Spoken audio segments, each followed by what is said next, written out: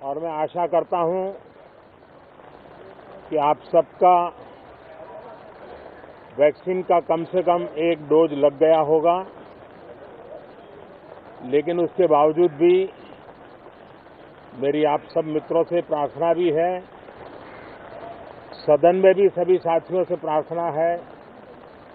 कि हम सब कोरोना प्रोटोकॉल का पालन करने में सहयोग दें। अब ये वैक्सीन जो है बाहू पर लगती है, और जब वैक्सीन बाहू पर लगती है तो आप बाहुबली बन जाते हैं,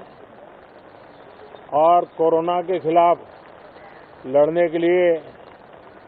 बाहुबली बनने का एक ही उपाय है कि आपके बाहू पर वैक्सीन लगवा दीजिए। अब तक 40 करोड़ से ज़्यादा लोग कोरोना के खिलाफ लड़ाई में बाहुबली बन चुके हैं। आगे भी बहुत तेज गति से इस काम को आगे बढ़ाया जा रहा है। ये पैंडेमिक ऐसी महामारी है जो पूरे विश्व को अपनी चपेट में लिया हुआ है, पूरी मानव जात को अपनी चपेट में लिया हुआ है, और इसलिए हम चाहते हैं कि संसद में भी इस पैंडेमिक के संबंध में सार्थक चर्चा हो,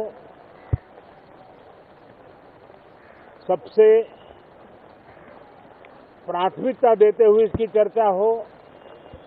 और सारे व्यवहारू सुझाव सभी माननीय सांसदों से मिले, ताकि पैंडेमिक के खिलाफ लड़ाई में बहुत नयापन भी आ सकता है, कुछ कमियां रह गई हो तो उसको भी ठीक किया जा सकता है, और इस लड़ाई में सब साथ मिलकर के आगे बढ़ सकते हैं। मैंने सभी फ्लोर लीडर से भी आग्रह किया है कि अगर कल शाम को वे समय निकालें तो पैंडेमिक के संबंध में सारी विस्तृत जानकारी उनको भी मैं देना चाहता हूं। तो हम सदन में भी चर्चा चाहते हैं, और सदन के बाहर भी सभी फ्लोर लीडर से, क्योंकि लगातार मैं मुख्यमंत्रियों से मिल रहा हूं, अलग अलग फोरम में सब प्रकार की चर्चा हो रही है, तो फ्लोर लीडर से भी मैं चाहता हूं कि सदन चल रहा है तो एक सुविधाजनक होगा, तो रूबरू मिलकर के उसकी बात होगी। साथियों, ये सदन परिणामकारी हो,